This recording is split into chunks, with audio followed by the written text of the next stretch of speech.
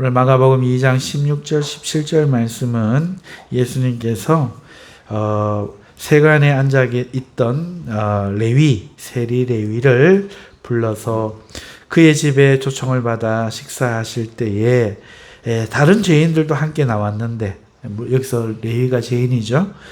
죄인들과 함께 먹는 것을 보고 바리새인의 서기관들이 예수님을 힐난하여 어떻게 예수님은 세리들과 함께 음식을 먹을 수 있느냐, 이렇게 죄인들과 함께 먹느냐 비방하고 따져 묻는 내용에 대하여서 예수님이 이런 대답을 하십니다.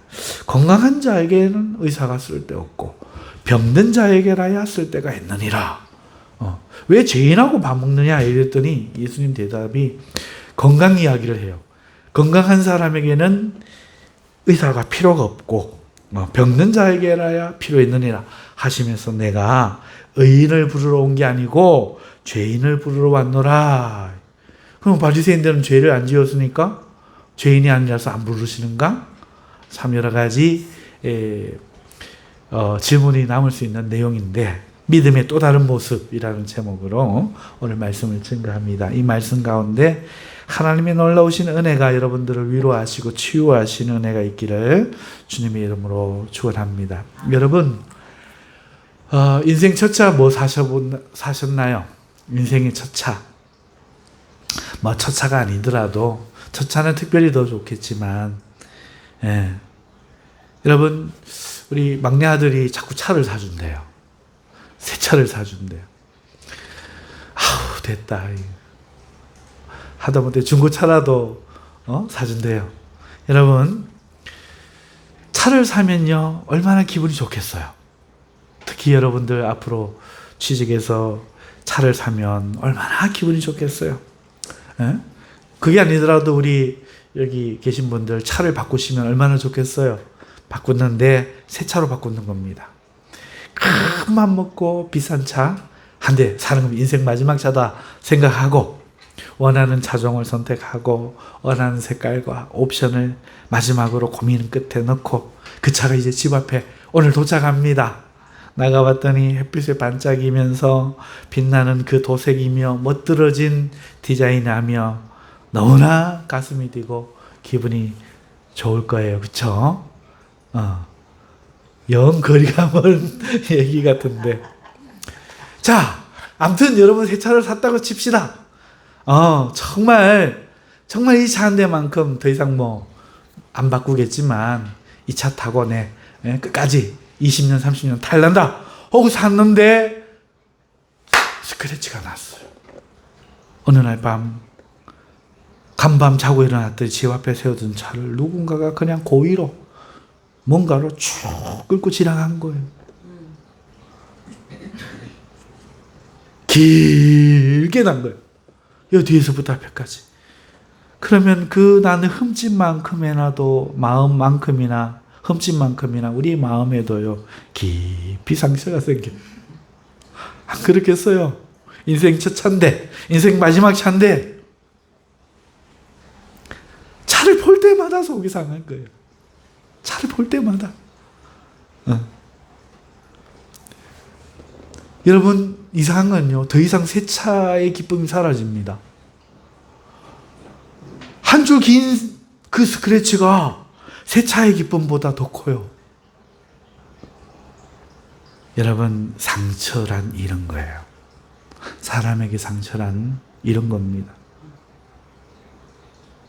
사람의 마음은 어릴 때 아주 하나님의 아름다운 선물로 건강하게 깨끗하게 완성되어 태어나거든요. 물론 죄의 관점에서 말하면 그럴 수 없지만 그래도 우리 인생을 기준으로 두고 볼 때, 여러분, 이런 사람의 마음에 살면서 상처가 나요. 이 상처는 사람에게 난 스크래치예요. 누군가가 끌었겠죠. 그렇기 때문에 상처가 난 사람은 더 이상 예전과 같을 수가 없어요.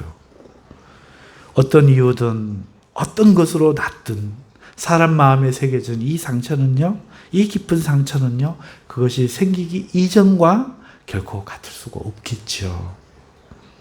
오늘 우리 사회에요, 이 상처받은 사람들이 엄청 많습니다. 그리고 대부분의 상처는요, 어디서 온 줄 알아요? 사람과의 관계에서 와요.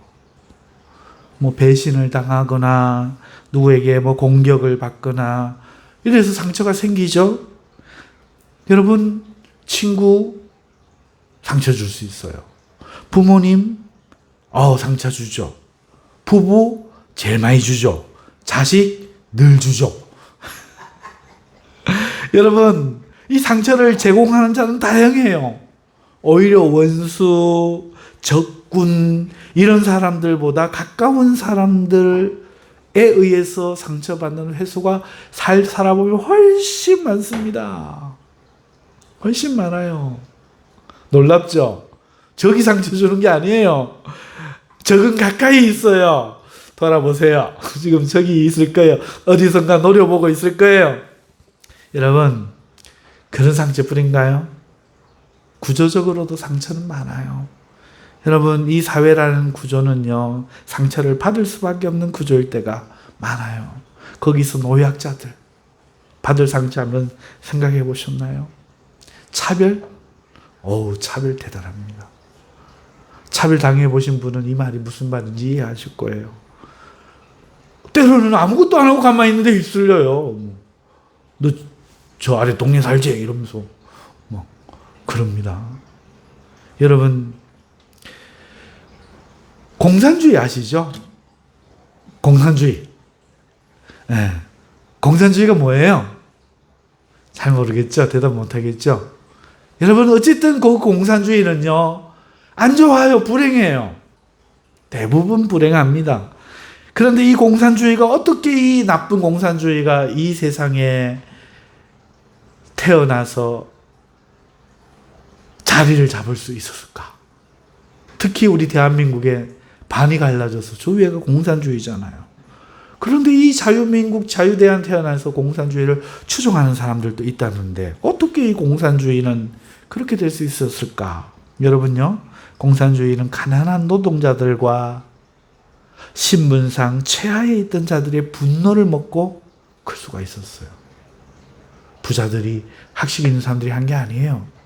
가난한 자들이 그 상처를, 그 분노를, 신분상 최하에 있던 사람들이 그 분노를 부채질해서 이 공산주의는 자료할 수 있었죠. 수많은 사람을 피 흘려서 죽이고 빼앗은 것 위에 성을 세우고, 그리고 지금도 저렇게 뻔뻔하죠, 공산주의는요. 여러분, 우리나라를 보면은요, 갈등이 좀 있어요. 지금 대구 지역을 뭐라고 합니까? 또 대구가 이래요. 또 대구가. 무슨 대구가 합니까? 요번에 팔레스타인하고 이스라엘 전쟁이 났더니 또 대구가 이래요. 이게 뭔 소린가 싶어가지고 대구 사는 내가 열받아갖고 들어가 봤더니 그런 겁니다. 이슬람 정권이 그렇게 나쁘대요. 대한민국 사람들이 욕을 해요, 댓글에. 그런데 어떤 사람이 댓글을 한 거예요. 그 대구를, 그 이슬람을, 대구가 그 성전을 대구에 유치한단다. 그러니까 그 밑에 또 달렸어요. 또 대구가 코로나 때도 그러더니 무슨 불똥이 그렇게 튀는가 몰라. 여러분, 한 20, 30년 전에 눈이 오는 어느 날 성산 IC, 내가 살던 동네 인터체인지 있는 휴게소에, 그것도 명절 때라서 가게 문 연 데가 없어서 휴게소 문 열었을까 싶어서 갔더니 어떤 차가 한 대 딱 왔어요. 문 다 닫았죠. 아저씨, 광주 가려면 어디로 가요? 이렇게 묻는데 말투가 전라도 사람이라 가르쳐드렸어. 그랬더니 진짜 그리로 가요? 아까 여러 번 헤맸어요? 이러면서 못 믿어. 여러분, 전라도와 경상도는 사이가 안 좋은 건가? 아니요. 상처가 많아. 그죠? 상처가 많아요.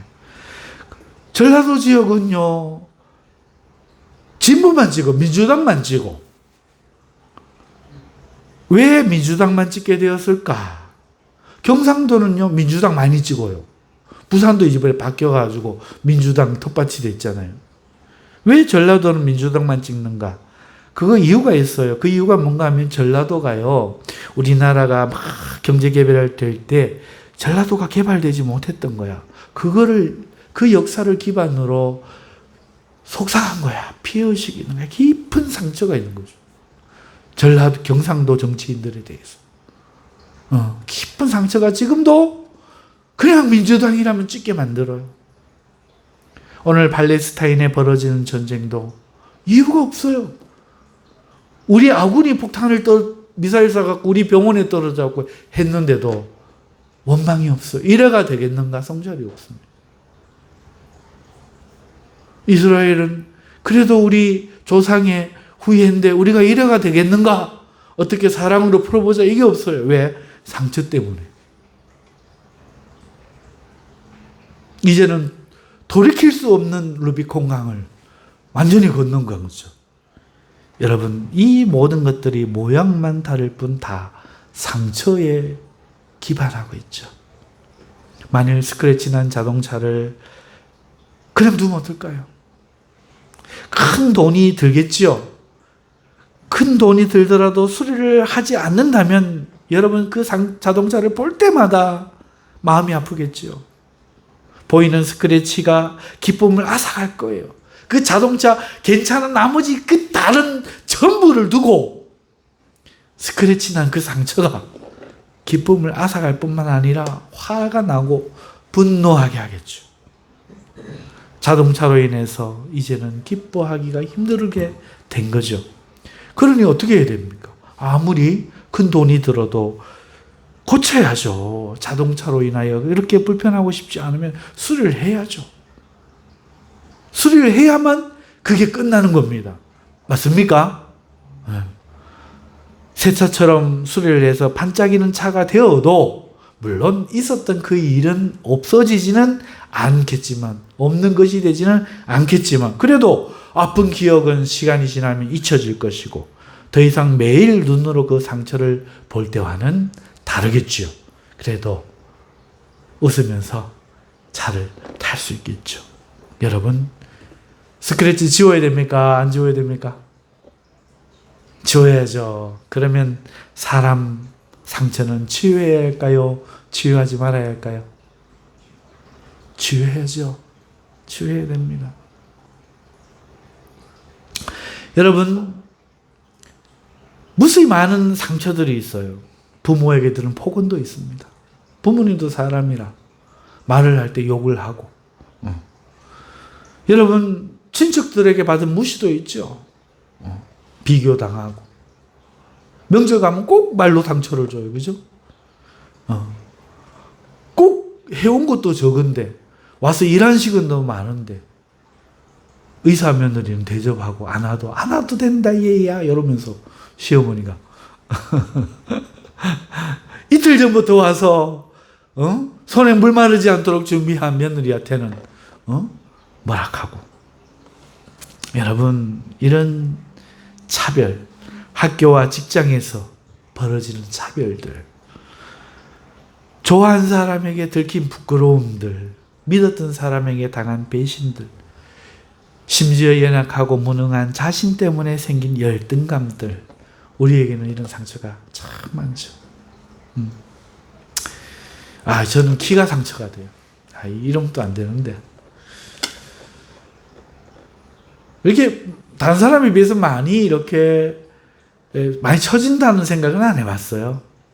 안 해봤어요. 그런데요, 한 번은요, 어느 곳에 가게 됐는데, 인물은 저보다 제가 잘생겼다는 건 아니고 나은 것 같지 않은데 키가 원체 커. 키가 우뚝해요. 옆에 있기 부끄러워. 인물이 중요한 게 아니에요. 키더라고. 사람은. 남자는 키 크고 봐야 돼. 그래서 우리는 애들 키 크는 거 보면 너무너무 기분 좋아요. 근데 훈영이 진짜 얄미운 게 많거든요. 너무너무 이쁜 게 뭔가 하면 키 크는 게 이뻐. 편식해도 좋아. 새끼 말 먹고 크기만 해라. 막 속으로 이래요, 지금. 키 커. 막 맛있는 거 있으면 지 혼자 먹고. 얄밉잖아요? 아니지. 더 먹어, 더 먹어, 더 커, 더 커. 서 그래, 이래. 기분이 좋아. 근데 우리 애들은 어떡하라고. 우리 애들이 안 커. 70 넘는 애가 아무도 없어. 아유, 옛날 사람인 저도 73이 넘는데 막 키가 다는 아니겠죠. 여러분 이런 것도 상처야. 아 정말 상처되더라고. 난 키 작다 생각을 안 해봤거든요. 키 작은 걸 왜 상처받아? 못생긴 걸 왜 상처받아? 못생겨갖고 한 번도 상처 안 받아봤어요. 가난해서 안 받아봤어요. 야, 그 키는 상처가 됩니다. 나는 진짜 딱 섰는데 무슨 매미 같아. 야, 이길 수 없는 그 절망감. 아, 겁나대요. 야, 이거 이겨내야겠구나. 극복해야 되겠구나. 사람이 자보다 더 멋있는 게 많아야 되겠구나. 이런 생각이 막 들면서 전투욕이 막 불붙더라고요. 여러분, 이런 상처들, 이런 거는 해프닝은 그냥 웃으면 되잖아요. 인생에 그게 중요한 게 아니잖아요. 하지만 나머지 상처들은 그 해프닝이 아니에요. 그건 영혼을 병들게 해요. 여러분, 이걸 치유하지 않고 살면요, 그는 분명히 행복하지 않습니다. 치유해야 돼요. 여러분, 그런 데 있잖아요. 진통제는 치유제가 아니에요. 아시죠? 여러분, 두통, 치통, 생리통엔 개보린이 진통제가 필요하죠? 그래. 너는 모르는구나. 여러분, 진통제가 필요해요. 하지만 진통제는 치유제가 아니라 감각을 마비시켜서 통증을 못 느끼게 하는 거죠. 그러니까 마비시키는 것은 독이거든요. 진통제는 독이에요. 생각해 보세요. 진통제는 독입니다. 하지만 그 독이라도 잠시 통증을, 신경을 마비를 시켜서 통증을 못 느끼게 잠시 잊게 해주기 때문에 우리는 그렇게라도 통증을 잊고 정상적인 삶을 유지하려고 진통제를 먹죠. 그렇지만 진통제 먹고 난 후에 잊지 말아야 할 것은 통증의 원인을 찾아 치료해야 된다는 겁니다. 아, 이제 안 아프다. 치료됐다. 이러면 계속 진통제만 먹으면 어느 날 두 알이 필요하고 어느 날 세 알이 필요하고 나중에는 약이 안 들을 거예요. 고치기 시간이 지나겠죠. 우리 인생의 상처도 이와 같아요. 상처에는 진통제를 쓰면 안 돼요. 치료를 받아야 합니다. 급하니까 어떻게 합니까? 진통제를 쓰듯이 진통제를 느끼지 못하도록 우리 스스로 마비를 시켜버려요. 자기 마음이 아프면요. 대표적인 것이 술, 담배, 마약, 음주, 가무 이런 거잖아요. 여러분, 지난 시간에 방임에 대해서 다루었지만은 삶의 문제들이 있으면 이걸 점검해서 짚고 해결해야 되는데 그럴 생각을 하지 않고 놔두고 자신을 즐겁게 하는 것으로 통증을 잊고 미뤄둔 채 살아간다면 어떻게 되겠습니까? 지금은 먹히겠지. 근데 시간이 지나면 안 될 거예요. 못 고칠 거예요. 혹은요, 여러분 이열치열이라는 거 있죠? 더울 때는 더 뜨거운 걸 먹는 거야. 더 더운 사우나에 갔다가 탁 나오는 거야. 그러면 여기 시원하네? 이러는 거죠. 이열치열처럼요, 더 큰 고통을 스스로 제공해서 고통을 잊는 사람들도 있어요.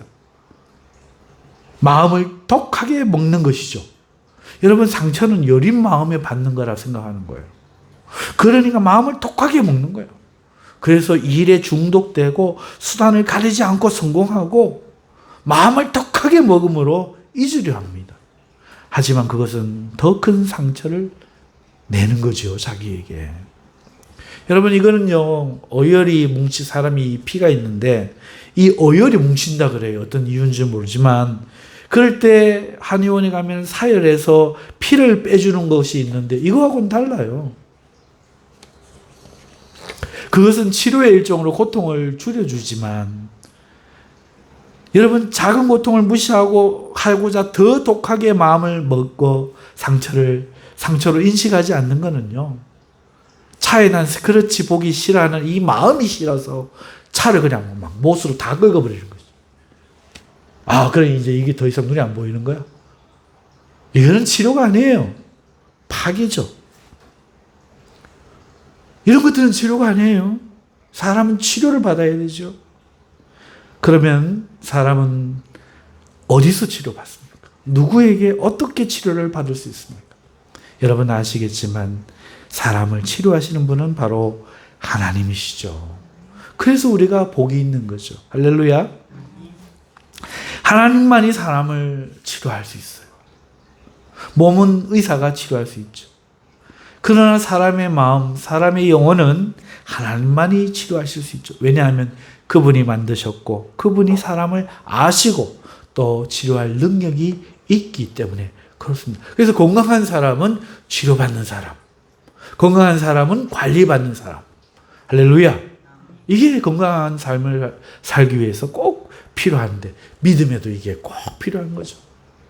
여러분, 신앙과 세상은 별개인 것 같지만 우리가 평안히 기도를 할 시간을 얻으려면 세상의 집권자들을 위해서 기도해야 돼요. 세상이 평안해야 악하지 않아야 우리가 기도할 수 있거든요. 믿음대로 살 수 있거든요. 그러니까 별개가 아니란 거죠. 마찬가지로 오늘 우리의 상처와 우리의 믿음은 별개 같아 보여도 별개가 아닌 거죠. 오늘 우리 영혼에 난 상처들, 깊은 내게 영향을 주고 있는 상처들은 믿음 안에서 치료가 되어야, 주님께 치료를 받아야 오늘 우리가 건강한 신앙생활을 할 수가 있고 건강한 믿음을 가질 수 있는 겁니다. 여러분, 제가 이 치료하면은요, 하나님이 어떤 치료를 할 거라고 여러분 생각하시는지 모르겠어요. 저는 이렇게 생각합니다. 하나님 진통제는 안 주신다. 진통제를 주시면 치료라고 하지는 않는다. 하나님 환각제를 주어 고통을 잊게 하시는 치료를 하지 않으신다. 하나님은 근본부터 치료하시고 온전하게 만드는 치료를 하신다. 저는 이렇게 하나님의 치료를 믿습니다. 여러분, 설교에 축구를 들어서 비유할 때가 종종 있잖아요. 제가 요즘 이번도 효과적이라고 생각해서 비유를 들어봅니다. 여러분, 이제는 영국의 토트넘 축구 구단 잘 아시죠? 하도 이야기해서. 여러분, 이 축구 구단은요, 팀은요, 상처가 깊어요. 스퍼시라는 단어가 어떤 뜻인지 말씀드렸죠? 런던에 있는 이 라이벌 아스널 구단에게 늘 무시와 조롱을 받고 있는 게 토트넘 축구 팬들이었어. 에이, 스퍼시. 요즘은 뭐, 우리나라로 지금 루저.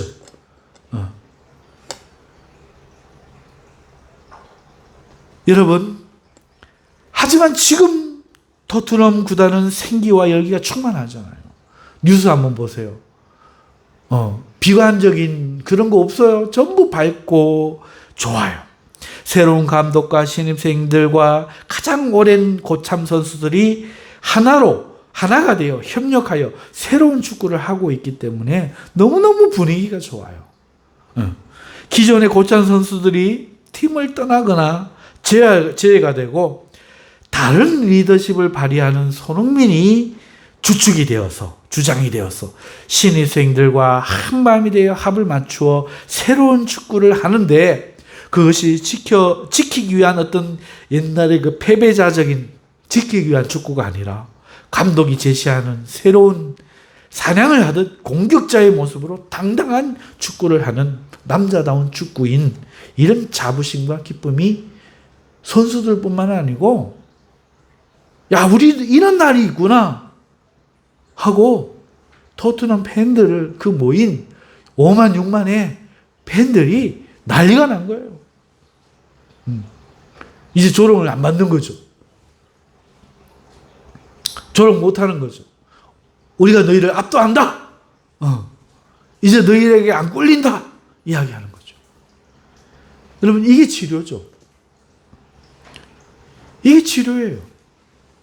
괜찮아. 너희도 잘하는 날이 올 거야. 이러고 치료 아니에요.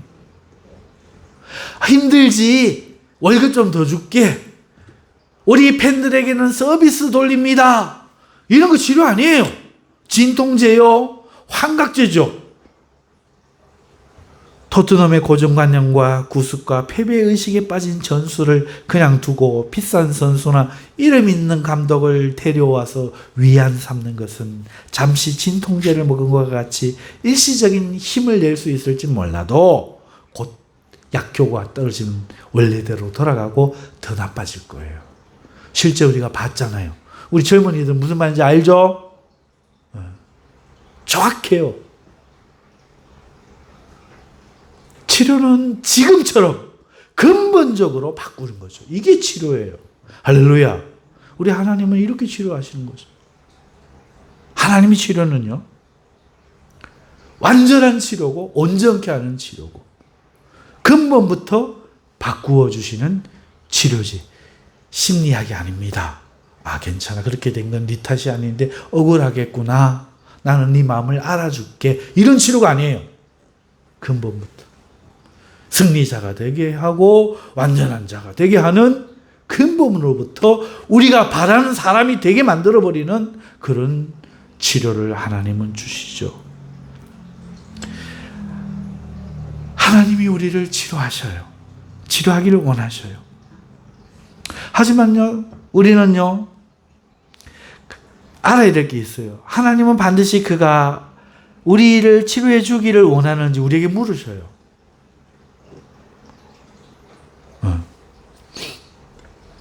잠이 오는 거 안 물었대. 네가 눈 뜨고 봤대. 네가 아픈지 물으시는 거야. 자신이 병든 것을 모르면 치료할 수가 없어요. 아니, 치료를 받으려고 하지 않죠. 그 이야기가 오늘 본문이에요. 16절, 17절. 오늘 본문에서 읽은 이야기죠. 잘 드러나 있죠. 모든 사람에게 죄인이라고 공식적인 판단을 받고 있던 레이는 예수님이 오셔서 자신을 부르실 때 기꺼이 자신 집으로 주님을 초청하고 식사를 대접합니다. 하지만 자신이 아픈 줄 모르고 마음에 종교라는 진통제를 맞은 이 바리새인들과 바리새인의 서기관들은 자신이 죄인이 아니라고 여기니 예수님을 죄인으로 지금 욕하고 비난하고 있음을 보는 거죠.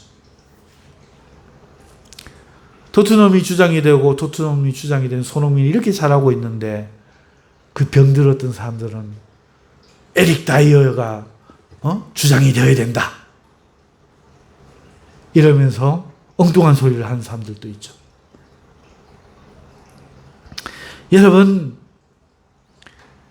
하나님은 상처로 가득한 인생을 불쌍히 여기셔서 부르시고 친히 찾아가 고쳐주기려고 물으시는 분이세요.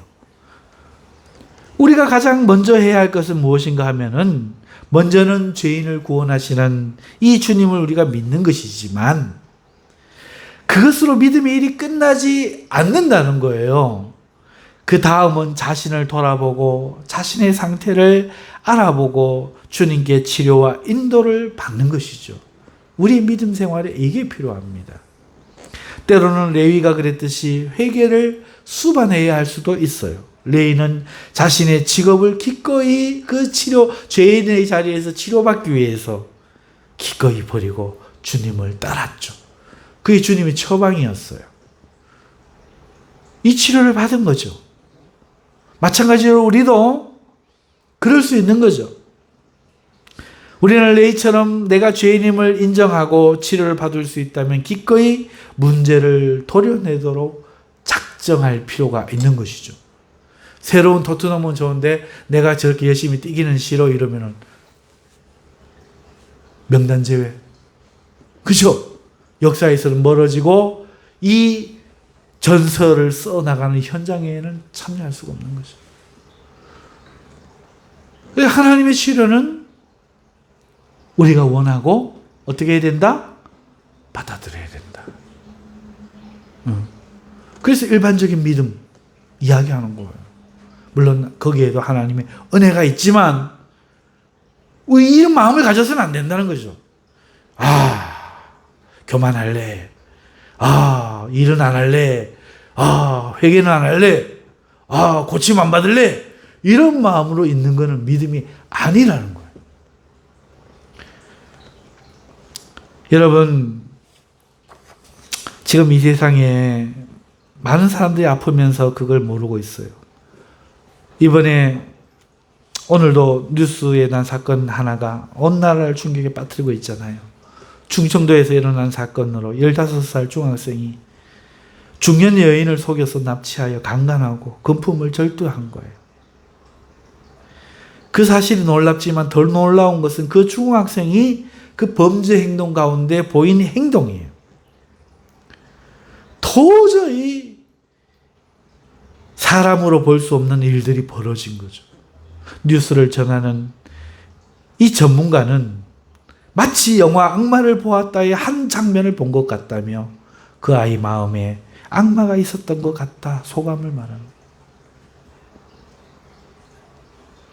여러분, 우리는 이런 일을 보면서요, 이 흉악한 세상과 어떻게 이 아이들이 이렇게 망쳐지고 있는가, 이 세태의 위협에 대해서 이야기하지만 그런 소년들을 양상해 내고 있는 주범인 이 시대의 상처는 보지 못하는 거죠.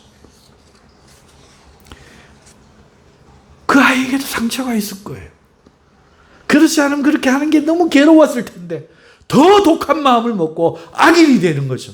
누군가에게 맞았든 학폭을 당했든 뭐가 당했든 가정폭력이든 무엇이든 그 상처받은 마음을 이기고 남을 상처 주는 자로, 악을 행하는 자로 서버리는 거죠. 불과 며칠 전에는 또 뉴스에 한 직장에 다녔던 동료가 버스 정류장에서 동료를 기다리다가 칼로 살해한 이야기가 나오더라고요. 이유라는 것이 들어보니 사람들에게 돈을 빌리지 말라 이렇게 말해서 죽였다 하더라고요. 남자친구와 공모해 남자친구를 계곡물에 살해한 여청년, 이런 이야기는요, 이제는 너무 흔해요. 제가 말씀드리려고 하는 것은 여기 보세요. 중학생부터 지역, 그 충청도 그 양반 땅도 별 수 없어요. 지역, 나이, 성별, 직업 관계없이 사회 전방위적으로 지금 문제가 나타나고 있는 거죠. 최저시급 올려주면 나라가 좋아지나요?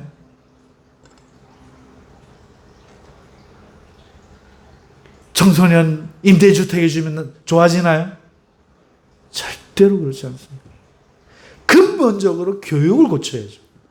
근본적으로 아이들을 혼내지 않고 뭐라고 하지 않고 인권이라는 이름으로 했던 이 잘못된 복지제도, 이걸 뜯어 고쳐야죠. 그러지 않고 범죄자를 고기를 주고 깜방에서도 범죄자의 인권 이러면서 그렇게 하면요, 아, 나 석 달만 자시고 나올게 이러면서 들어갑니다. 선생님을 때려놓고 경찰 파출소 와서 경찰을 때려놓고 한다는 얘기가, 나 법에 접촉되지 않는 청소년인 거 아시죠? 나 집에 가도 되죠? 이런데요, 애들이. 이 아이들 달랜다고, 진통제를 준다고 괜찮으실까요? 여러분, 지금 이 사회가 이렇단 말이죠. 그런데 그걸 모르고 살아가요. 그러면서 또 상처만 주죠. 더욱더 나빠질 것이 분명합니다. 가장 먼저 이 사회는 필요한 것이 복지가 아니라, 경기 부양이 아니라 상처를 치유하고 올바르게 교육하는 것입니다. 믿습니까? 아이들에게는 사랑의 매가 필요해요. 사랑의 매가 필요하죠. 매를 100대만 때리면 사람이 돼요. 매를 10대만 때리면 지잘난 놈 됩니다. 한 대도 안 때리면 모르겠어요. 어떻게 될지. 여러분, 이 사회가 치료를 받으려면 하나님 앞에 가야 되는데 하나님을 알아야 가죠.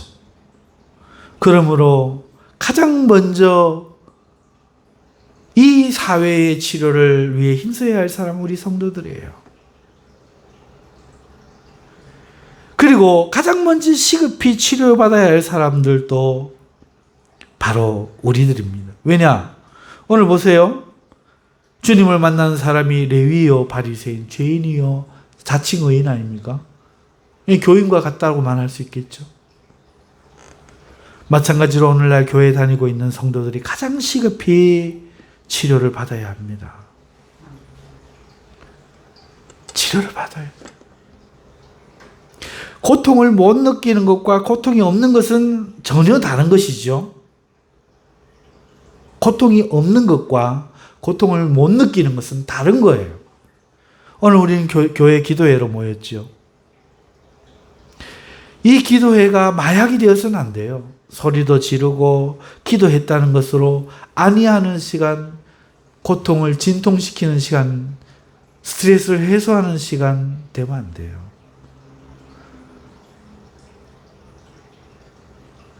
나의 문제가 뭔가, 나의 고통이 뭔가, 나는 건강한가. 정말 깊이 우리 하나님께, 우리를 가장 잘 아는 하나님께 물어봐야 돼요. 그게 괴로워서 도망가면 안 돼요. 내 믿음은 바른가? 정말 나는 믿고 살았는데 이거는 정말 맞는가? 나는 문제가 뭔가? 여러분 물어봐야 돼요. 하나님이 우리를 가장 잘 아시며 또 하나님을 가장 잘 아시는 성령님께, 그 성령님이 또 우리를 가장 잘 아니 우리는 기도를 통해서 물어봐야 됩니다. 이제부터 내가 어떻게 해야 하는지, 내 상태가 어떤 건지 진단을 받고 근본부터 고치시는 하나님께 부탁하고 치료해 주시기를 기도해야 하는 것이죠. 이 치료를 받아서 건강해진 사람은요, 모습부터 달라지고 얼굴부터 달라지지 않겠습니까? 고통을 못 느끼는 것과 고통이 없는 것은 다른 거잖아요. 교회는 다니는데 진통제 맞은 기분이라면 안 되겠죠. 환각제 먹은 기분이라면 안 되겠죠. 내 마음에, 내 영혼에 내가 나에게 준 상처, 내가 상처로 받아들여서 내 무의식에 영향을 주고 있는 것들이 무엇인지, 나를 사랑하여 죽기까지 십자가에 달려 모든 것을 쏟으신 그 주님 앞에 내어놓고, 내가 지금 무엇이 아픈지도 모르겠어요. 내가 어떻게 해야 될지도 모르겠어요. 주님 앞에 우리가 나아가야 됩니다.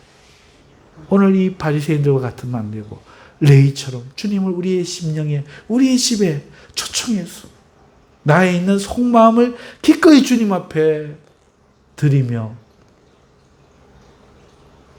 주님 나를 고쳐달라고 말을 해야 되겠죠. 사랑하는 성도 여러분, 그래서 이 기도회는 오늘 우리의 또 다른 믿음의 모습이어야 돼요. 믿음의 또 다른 모습은 자기를 치유하는 겁니다. 세상적인 심리학의 치료, 그런 거 아니에요. 용기를 내는 거, 그런 거 아니에요. 오히려 내가 어떠한 병자인지, 어떠한 죄인인지를 깨닫고 나의 문제가 무엇인지, 정말 저 사람이 문제인지 내가 문제인지 정말 깊이 깨닫고 깊은 상처를 치유하는 겁니다. 그래, 나는 상처 받았어. 상처 준 놈들 다 나오라 그래. 하나님 이름 될 테니까 지금부터 번개 때려주세요. 이게 아니고, 우리의 치료는 그런 게 아니야. 도색에서 치료가 없어지는 거지. 그것이 치료가 되지 않을 만큼 강해지는 거죠. 토트넘이 축구를 지배하듯이 우리가 신앙을 지배하는 거죠. 그게 진정한 치료지. 근본부터 받는 치료지. 그래서 복수의 기도를 하는 게 아니라 어떻게 내가 이걸 견뎌내지 못하고 상처가 되고 이 문제를 이겨내지 못하는가 살펴보면서 오늘 나를 예수님의 모습으로 자라갈 수 있도록 그 뿌리부터 고쳐달라고 하나님 앞에 기도하는 이것이 우리 믿음의 또 다른 모습인 줄 믿습니다. 우리 다 함께 기도하겠습니다. 우리 성도님들 주여 외치고 우리 한 30분 기도하십시다.